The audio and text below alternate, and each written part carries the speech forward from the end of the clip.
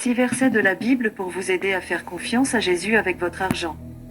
Le concept de confier vos finances à Jésus peut être nouveau pour vous. Si tel est le cas, la Bible est le premier endroit où aller pour apprendre ce que signifie vraiment faire confiance à Jésus et abandonner vos décisions financières à lui et à ses voies. Pour commencer, voici 5 écritures.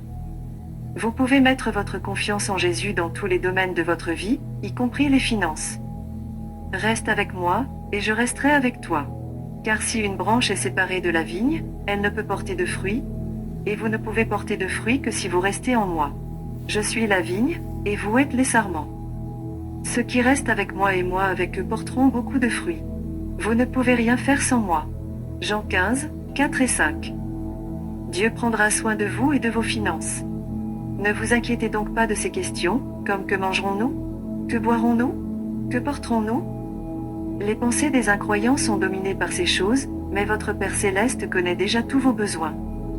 Cherchez d'abord et avant tout le royaume de Dieu et vivez dans la justice, et il vous fournira tout ce dont vous avez besoin. Matthieu 6, 31-33. Enseignez à ceux qui sont riches dans ce monde de ne pas être fiers et de ne pas mettre leur confiance dans leur argent, qui est si indigne de confiance. Leur foi devrait être en Dieu, qui nous prodigue avec tout ce que nous exigeons pour notre plaisir. 1 Timothée 6, 17. Quand tu mets ta confiance en lui, et que tu lui obéis avec ton argent.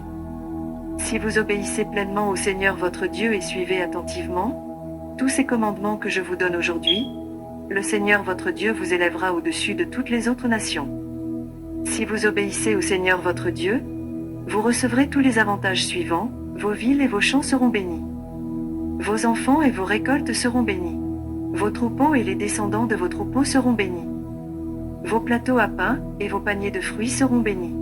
Vous serez bénis où que vous alliez, et quoi que vous fassiez. Deutéronome 28, 1 à 6, veuillez lire tout le chapitre. Et vous êtes les vrais enfants d'Abraham maintenant que vous appartenez à Christ. Vous êtes ses héritiers, et la promesse que Dieu a faite à Abraham est vôtre. Galates 3, 29. Une promesse de soutenir votre prospérité, c'est ce que signifie la Bible quand elle dit « Aucun œil n'a vu, aucune oreille n'a entendu, et aucun esprit n'a conçu ce que Dieu a préparé pour ceux qui l'aiment. » Cependant, Dieu nous a révélé ces choses par son esprit. Parce que son esprit fouille tout et révèle les secrets profonds de Dieu. 1 Corinthiens 2, 9 et 10. Jésus désire être impliqué dans votre vie financière tout autant qu'il l'est dans votre vie spirituelle. Permettez à ces écritures de servir de point de départ pour une enquête plus approfondie sur la parole de Dieu. Alors que vous découvrez le cœur de Dieu et l'amour pour vous, ayez confiance en lui dans tous les aspects de votre vie, y compris vos finances.